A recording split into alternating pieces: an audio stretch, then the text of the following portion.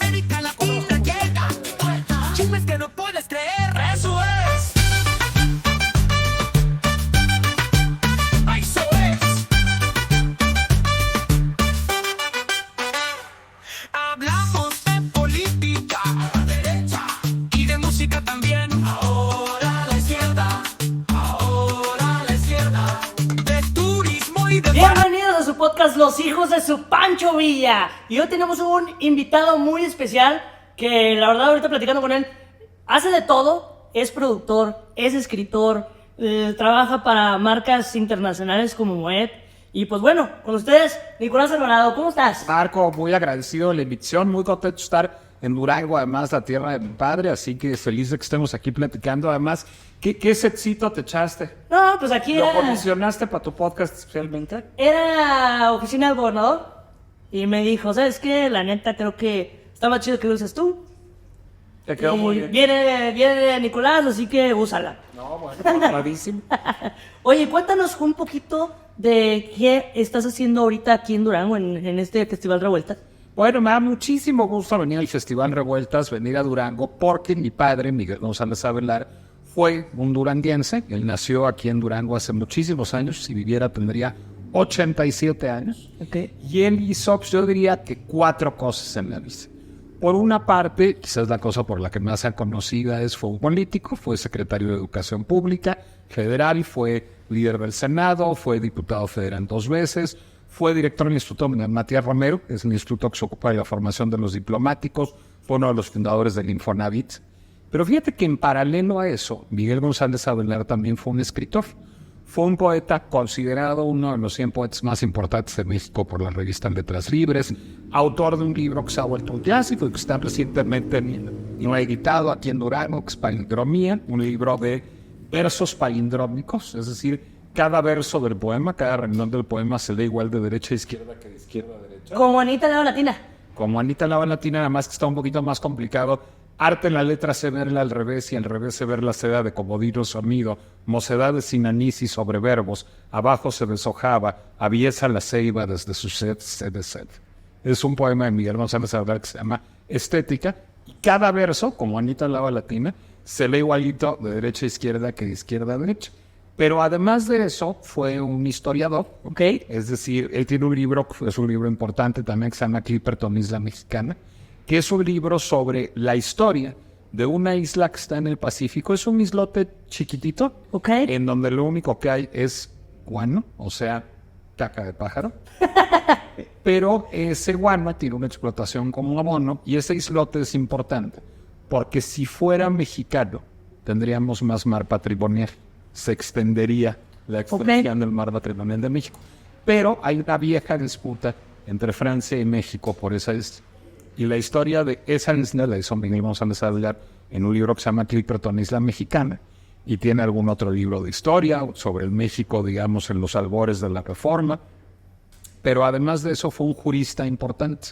Fue un abogado que tiene varios libros de teoría jurídica, que ejerció el derecho. Entonces estoy muy orgulloso de venir a hablar de mi papá como escritor, como político, como historiador y como abogado a su tierra. Y como tu papá. Y como mi papá. Oye, me imagino que eran muy interesantes pues las comidas en tu casa, ¿no? Pues siempre, siempre tenía algo de qué hablar. Fue un hombre, además, dotado de un sentido del humor extraordinario. Era un hombre muy divertido. A ver, te voy a dar otro poema palíndromo Ok. que tiene. Como Anita Lava Latina. Sí, este es: oír o no ser dama tu puta madre, sonrío. Se lee igualito de izquierda a derecha. A ver, ¿lo puedes repetir? Oír o no ser dama tu puta madre, sonrío. ¿Qué hubo? Igualito de izquierda a derecha que de derecha a izquierda, está también recogido en Palindromía.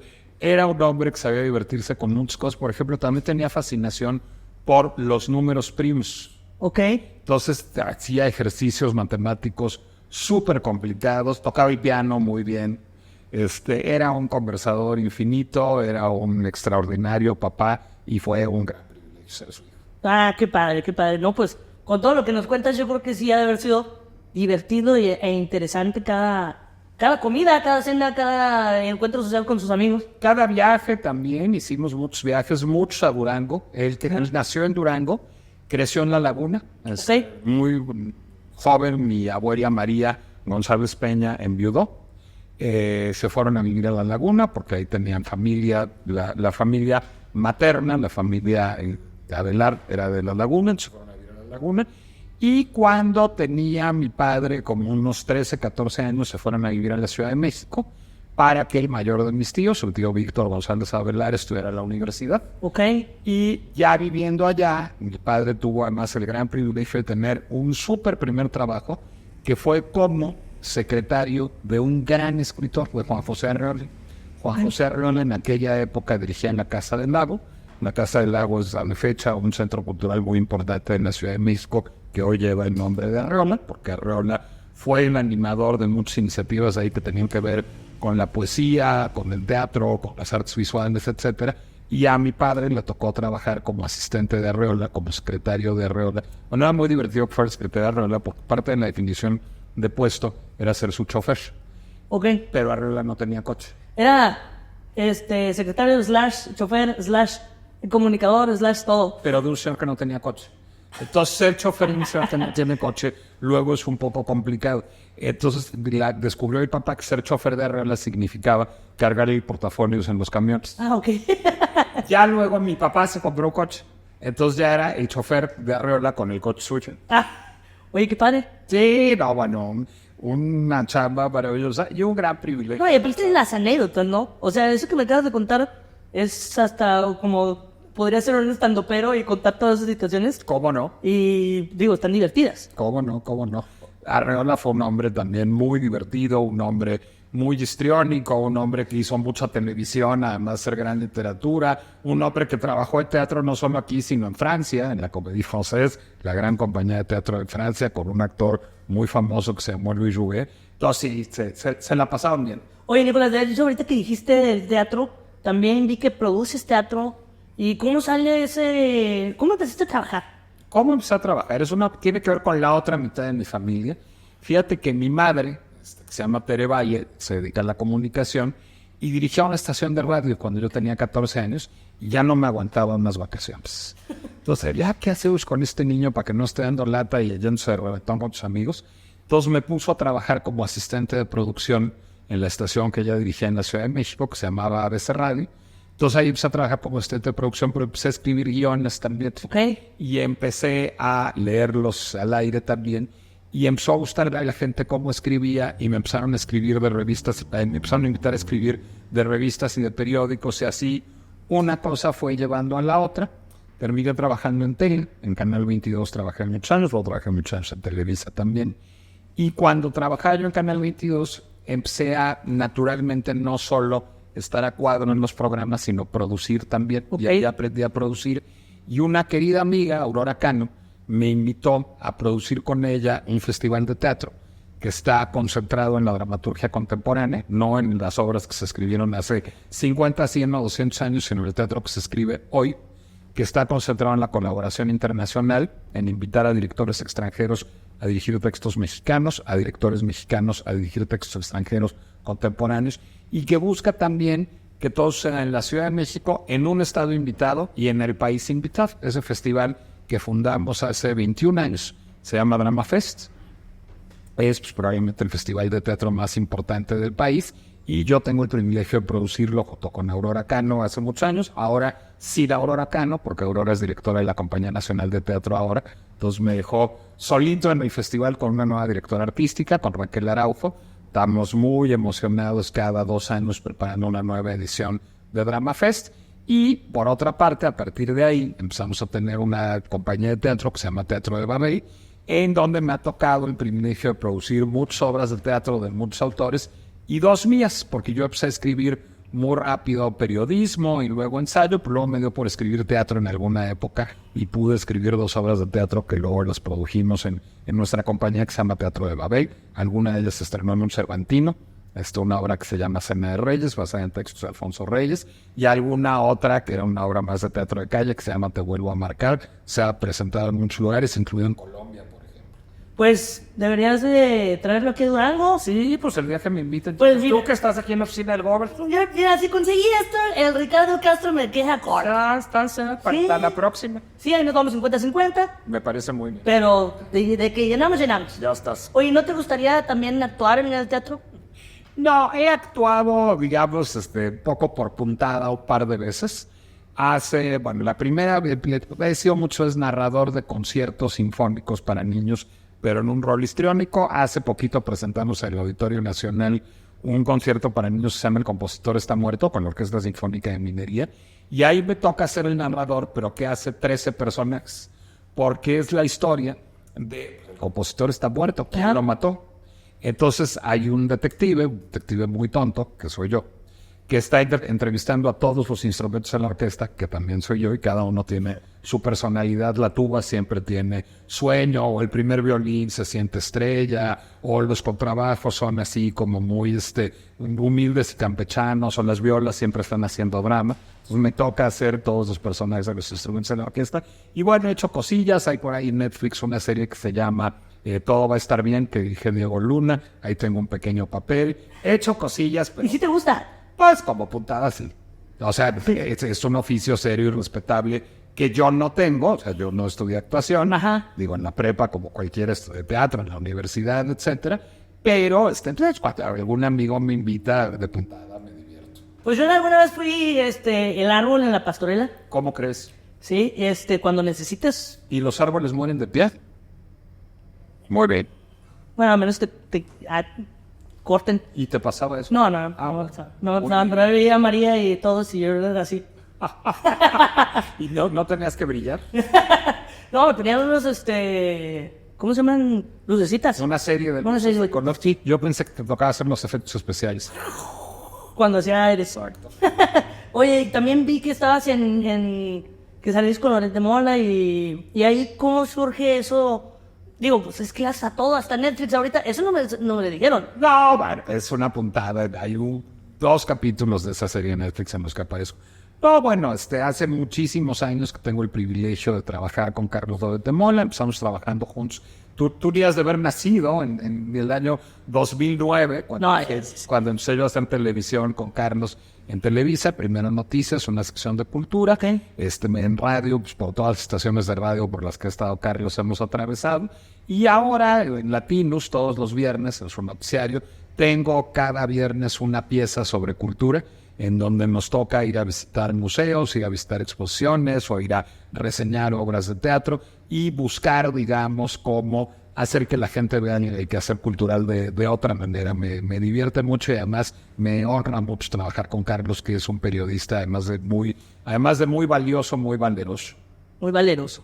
Fíjate que ahorita mencionaste algo antes de que entráramos que me llamó mucho la atención y concuerdo con eso y me llamó mucho la atención porque dijiste, soy un hombre trabajador, que te dije, oye, pues haces de todo, ¿te consideras todólogo o qué? Me dijiste, soy un hombre trabajador. Y se ve que disfrutas tu trabajo. Me gusta muchísimo trabajar. ¿Qué es lo que más te gusta de todo lo que haces? Pero te voy a decir, yo creo que lo que más me gusta, y eso se refleja en que haga yo tantas cosas tan distintas, me gusta aprender lenguajes. ¿Lenguajes? Sí, es decir, cuando tuve que enfrentarme a, pues, cómo se escribe una obra de teatro, pues, cómo se escribe un guión de tele, pues, cómo se produce un programa de entrevistas, pues, cómo se produce un documental, cómo será que se hace un podcast. Es decir, aprender a utilizar los distintos lenguajes que ofrece la comunicación, el de lo digital, el de lo escénico, el de lo audiovisual, el de los distintos géneros literarios, el del reportaje, el del ensayo, el del teatro, el del cuento. Eso me divierte enormemente. Estar aprendiendo nuevos lenguajes y tratar de dominar sus reglas es algo que me divierte muchísimo. Oye, y el tema, ahorita también vi que haces podcast. Ahorita que comentas eso, ¿cómo fue tropicalizar para cada lo que haces y el tema del lenguaje para una plataforma diferente que son las redes sociales a lo que venías haciendo de televisión, de radio y todo el tema de teatro? O sea, como un fósil como yo le entró al mundo de No, las redes no, sociales. ¿cómo crees? No, es una buena pregunta. A ver, cuesta mucho. No, pues es que me imagino. A ver, tú eres nativo digital, me imagino. Fíjate, te voy a decir algo. Yo soy emprendedor. Tengo un negocio de una marca de suplementos que estoy empezando. pero siempre he sido vieja escuela. O sea, mi papá me ponía los cassettes de Alex Day de vacaciones y a mí me gustan las ventas. Pero tú no te acuerdas de una época en que no hubiera internet. Sí, sí, claro, yo soy de 90. Claro, me veo muy bien porque consumo mis suplementos. Exacto. Pero a lo que voy es que a mí sí me cuesta un poco. Las redes empezaron cuando tú tenías 6 años. Bueno, yo me acuerdo del Facebook cuando estaba en secundaria, ¿no? O sea, no tan chavito. Yo tenía 21. Ah, sí, bueno, ándale. Pero a lo que voy es que nunca me he considerado que soy bueno, me desespero el teléfono. Y ahorita que estamos empezando con este tema, pues sí se me hace interesante cómo hay gente que domina el hablar a la cámara, esto y lo otro. Y creo que es muy diferente Por supuesto. al tema de cómo lo venían manejando en tele, como lo venías manejando en la producción de todo lo que me Por contabas. supuesto. ¿Y cómo es ahorita para ti el entrarte al mundo digital? A ver, te diré. Yo nunca tuve Facebook. Nunca he tenido. O sea, no era algo que me pareciera ni interesante ni necesario. Ok. Nunca tuve Twitter. Tampoco me gusta nada. Pero llegó un momento en que dije, "Uta, si no empiezo a usar redes sociales, me voy a volver un fósil. Es decir, realmente ya no voy a poder lograr que tenga una audiencia absolutamente nada de lo que hago. Ok. Entonces dije, a ver, ¿cuál es el lugar más amable y más bonito de las redes sociales? Instagram. Sí. Entonces yo tengo Instagram. Sí, yo tengo también. Pues. No tengo TikTok. Bueno, sí tengo TikTok, pero no lo uso yo. Es decir, mi asistente Ok. replica algunos de los contenidos que hago para Instagram en TikTok. Yo recuerdo que tienes que subir lo mismo a todas las redes y dices, oh. Yo por eso, las redes que de veras uso son dos, Instagram y Threads, pero mis Threads no la verdad. Threads, es la de, como el Twitter De Meta. De Meta, ok. Correcto. Threads, la comunidad es chiquitita, Sí, sí, sí. en Instagram es más grandecita. Entonces yo en Instagram pues fui aprendiendo y fue uno de esos lenguajes que tuve que empezar a aprender. Hubo primero que construir una comunidad. Para construir esa comunidad empecé a subir mucho contenido que tenía que ver con los temas, digamos, que a mí me interesan. Después de eso, cuando se construyó, ya más bien es un vehículo de promoción de las cosas que hago. Es decir, yo suelo publicar los miércoles, que se publica mi columna.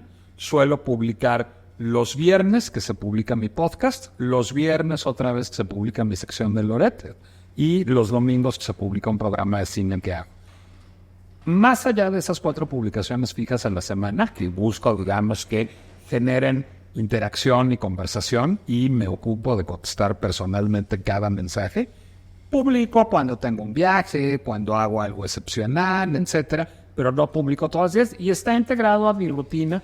He hecho, cosa curiosa, buenos amigos en Instagram. O sea, hay amigos de Instagram en los que he desvirtualizado. Ok. He hecho buenas relaciones de trabajo en Instagram. Por ejemplo, yo también me dedico a editar libros para clientes. Ok. Ahora estoy editando un libro para una empresa y terminé pidiéndole un texto a un amigo que hice en Instagram porque necesitaba yo un experto en propiedad intelectual y resulta que él es experto en propiedad intelectual. Entonces, pues es otro lenguaje que hay que dominar y que es muy importante para vivir en el mundo de... ¿Y el podcast? El podcast es un proyecto que hago para el Heraldo de México, para Heraldo Media Group, hace ya 2 años, se llama La Pinche Complejidad. La pinche... Ah, nosotros somos los hijos de su Pancho Villa, casi su pinche madre. Aquí la pinche, pero complejidad. Ajá. Lo que pasa es que, a ver, vivimos en una época de muchos fenómenos complejos. A ver, te pongo un ejemplo. Ok. ¿Los baños deben de tener género o no? Pues yo digo que sí. Yo digo que no, pero ahí hay un buen tema de discusión. Ahí te va otro tema. ¿La reforma judicial es buena o es mala? Pues hay unas cosas buenas y otras malas. Yo creo que es mala, pero todos esos temas son temas que valen la pena. Le tenemos mucho miedo a envejecer. Cuando una marca internacional como Dior trabaja con artesanos de Puebla, es apropiación cultural. Sí. Es decir, todos esos temas que muy rápidamente decimos, sí, no, la idea es discutirlos en serio y meternos a fondo. Y, a ver, te voy a poner un ejemplo de por qué es malo que los baños tengan género. Olvídate del asunto trans, que es el... Sí. De hecho, yo me fui por eso, ¿eh? A ver, imagínate que yo viajo con mi abuelita de 95 años solo y que mi abuelita necesita ir al baño. Si los baños tienen género, yo no la voy a poder ayudar al baño. ¿Cómo va a entrar al baño? Cambio, si tú tienes cubículos individuales que puede usar la abuelita con su nieto, una persona trans, un papá con su bebé y los lavabos son comunes, a lo mejor todos vamos a vivir mejor. Pero tampoco es una solución automática. Eso también tiene... De hecho, en Estados Unidos hay baños familiares. por ejemplo, Y eso sería una buena... a lo mejor tienes baño de hombres, baño de mujeres y baño unisexo, baño familiar, a donde puede ir la abuelita con su nieto, la mamá con el bebé o la persona trans. Sí, claro. Es decir, todas esas preguntas son preguntas que vale la pena hacer. A ver, ¿qué pasó entre Adrián Marcelo y Dala Montes en la Casa de los Famosos? ¿De veras ahí hay un tipo acosador? No, yo no creo. O hay un reality show que tiene unas ciertas reglas narrativas y que busca generar escándalo para enganchar al público. Pero en ese sentido, ¿qué pasa con los anunciantes? Porque sí hubo una pérdida real de dinero de Televisa. Entonces, hay un modelo de negocio obsoleto y tenemos que repensar ese modelo de negocio y los reality shows, ¿cómo se producen? Bueno, ese tipo de problemas son los problemas que me interesa abordar. Oye, está padre eso, ¿eh? A ver, la reforma judicial. ¿Cómo de verdad queremos votar a los jueces? ¿Y los jueces qué ideas tienen que representar? Ninguna. Los jueces tienen que observar la ley más allá de las ideologías. Un juez no puede ser ni izquierda, ni de derecha, ni de centro. Un juez tiene que trascender las ideologías para respetar la ley. Entonces, ¿con base en qué criterio vas a elegir un juez? Esas son las discusiones que nos interesa tener en el podcast. Oye, está bueno, ¿eh? Está muy divertido. Cópiale la idea para hacerla nosotros, güey. Nos dará más gusto porque lo que queremos es fomentar la discusión compleja. Si te lo digo muy en serio, Marco, si en Durango se empieza a hacer un podcast en donde se empieza a fomentar la discusión compleja de temas de coyuntura, no importa si son de política, de derecho, de moda, de arte o de tele, vamos a tener una mejor sociedad, vamos a lograr vivir en una sociedad de ciudadanos en donde además estemos más abiertos a discutir y escuchar al otro. Y para cerrar el ciclo, pues eso es lo que aprendí viviendo con un padre como Miguel González Avelar, el privilegio de tener un padre que se ocupaba de derecho, de literatura, de política, de historia, y que estaba abierto a discutir con gente de muy distintas formaciones e ideologías. ¿Qué es lo que más le agradezco a mi padre? Haberme enseñado a ser un ciudadano, y creo que el podcast lo que refleja es las ganas de vivir en una sociedad ciudadana. Oye, a mí me gusta mucho todas las facetas que tienes, porque son totalmente diferentes. Y también puedo hacer quesadillas los domingos en unas de esas. Menudo, te falta... Ya, vender menudos ya lo único que me falta. Pero es de champán. Bueno, eso también. Cuéntanos un poquito. Hace rato que tengo el privilegio de trabajar como asesor estratégico, particularmente en asuntos culturales, en el sentido más amplio de la palabra cultura, para Moet Hennessy de México. Bueno, pues Moet Hennessy surge de la reunión de dos casas legendarias, una de champán, Moet de Chandon, otra de cognac, Hennessy, francesas. Tienen un portafolio de champán muy grandote, son dueños de marcas como Dom Pérignon, como Veuve Clicquot, como Ruinart. Entonces, curiosamente, bueno, y eso seguramente pues tú que tienes una empresa también lo sabes, el marketing tiene que estar cada vez más dotado de contenidos. Claro. Entonces, por ejemplo, para Moet de Chandon desarrollamos toda una plataforma junto con la Universidad de Guadalajara de apoyo a las vocaciones cinematográficas en México. Entonces tenemos una incubadora de guión de cine que preside Manolo Caro, de la que es también mentora del Nuncio, me tocó desarrollar ese proyecto. Para Veuve Clicquot tenemos una plataforma de fomento al emprendimiento femenino. Hay una campaña de Veuve Clicquot que se llama Bolt, que lo que busca es primero estudiar las condiciones para el emprendimiento femenino en distintos países. Hace un estudio súper serio que se llama el Barómetro Veuve Clicquot sobre emprendimiento femenino. Y a partir de esto, buscar que las mujeres discutan esas condiciones del entorno laboral, pero también el entorno social, familiar, de las políticas públicas, etcétera. Y Adina Chelminsky y Valeria Moy, dos brillantes economistas mexicanas, nos hacen el favor de ser nuestras embajadoras de marca ahí. Entonces sí, es muy divertido y además me toca ver champán gratis de vez en cuando. ¿Ver la Fórmula 1 también? Bueno, hay un apoyo de Moet de Chandon y de Dom Pérignon en la Fórmula 1. No me toca a mí esa parte de la chamba, pero mi hermano trabaja en la Fórmula 1. Entonces, pues sí. le puedo pedir de... No, pues me hablas para que me lleves ahí. Me parece muy bien. Oye, ¿y qué consejo le das a la gente ahorita? Bueno, yo lo que veo y creo, y también por lo que escucho y aprendo de ti, es que la comunicación es básica para un emprendimiento. Ahorita nos mencionabas como del champán y todo el tema cultural, pero pues decías que también tienes que estar con presencia en las redes sociales, presencia de contenidos, tienes a un director que les hace los comerciales, todo eso. ¿Qué le recomiendas al emprendedor que está empezando con algo, pero a lo mejor no tiene la infraestructura o el capital para pues tener las grandes producciones de pues fabricación de contenidos, etcétera? A ver, déjame darte un consejo como empresario, que soy un Sí, pequeño claro. empresario. Un overhead muy chiquito. Yo tengo un gasto de operación chiquitito, o sea, hay un administrador, un jurídico, una productora y mi asistente. Mi empresa tiene 4 empleados.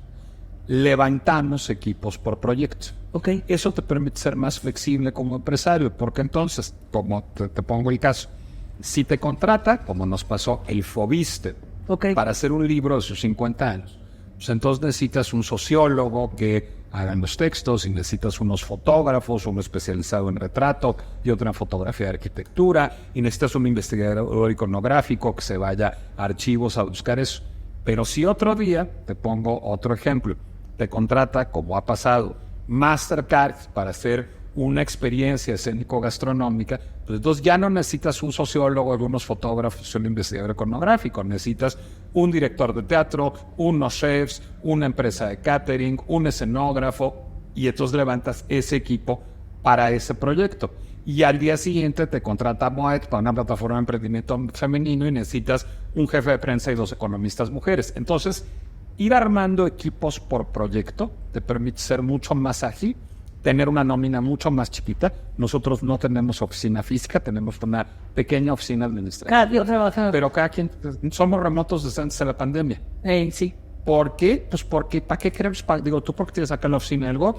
No, pues lo que quieras, también el Ricardo Castro ya... Ya, si puedo, aquí me traigo mi compu. Ya sabes. Pero así, pues ese mundo de la oficina con la secretaria y el contador y el jefe de recursos humanos, También te conseguimos secretario. pues cada vez está más viejo ese mundo, ¿no? Sí, totalmente. A que muchos grandes corporativos ya van 2 o 3 veces a la semana nada más. Haz de cuenta, ¿cómo empezó mi día aquí en Durango? A las 9 de la mañana estaba teniendo una junta con un cliente. A las 9:30 de la mañana estaba teniendo otra junta con otro cliente. Luego estuve estudiando para mi conferencia y a las 2 de la tarde estaba grabando mi programa de tele. Todo desde mi computador. Claro. Entonces, realmente creo que esa es una gran aportación de las generaciones venideras después de la mía como la tuya, que es el emanciparte de los equipos grandototes, las nóminas gigantescas y los espacios físicos. Oye, ahorita nos mencionabas tu conferencia. ¿De qué va a ser? De mi padre, justamente, es una idea que me habita mucho a partir de la figura de mi padre. Creo que en México cada vez hay menos intelectuales públicos, es decir, menos personas que desde el conocimiento y desde el conocimiento generalista se estén ocupando de la vida del país y de la vida de las ciudades, y creo que hacen falta. Entonces voy a recuperar la figura de mi padre, pero también la de hombres como Porfirio Muñoz Ledo, como Filiberto Rincón Gallardo, como Alberto Castillo, como Carlos Castillo Peraza. Los hubo en el PRI, en el PAN, en el PRD, en el PC, etcétera, para recuperar la idea del intelectual público como actor político. Oye, pues está bien interesante todo. Pues otra vez volvemos a tu papá, todo lo que te dejó de herencia cultural y todo eso. Sí, yo estoy muy agradecido. Más te voy a contar, habrás advertido que no compartimos apellido. Yo me apellido Alvarado y la empresa apellida González Avelar, porque en realidad, técnica y legalmente fui su hijastro. Ok. Pero él funcionó como mi padre de los 8 años a los 35 años. Y es el hombre que me eligió como hijo y yo lo elegí como padre. Y es un gran privilegio. Pocos tenemos el privilegio de elegir a nuestro papá y que nuestro papá nos elija. Y para mí ese fue el gran privilegio en mi relación con Miguel González. Oye, si puedas elegir una enseñanza que te dejó, ¿cuál sería? A ser ciudadano. Yo creo que Miguel González me enseñó que la política, que la literatura, que la empresa, que todo se hace desde un ejercicio de ser ciudadano. Y ser ciudadano es ser corresponsable.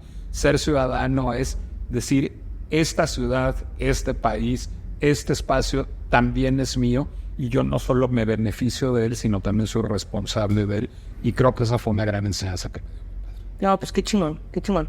Pues muchísimas gracias y qué padre momento en el que nos compartas tantas cosas. Yo creo que mucha gente que nos está viendo va a aprender mucho de cada cosa que nos dijiste. Qué gustazo, Marco, al contrario. Anita la En el latina. barrio de Pancho Villa se oyen rumores por Oigan. doquier. De América Latina llega chismes que no pueden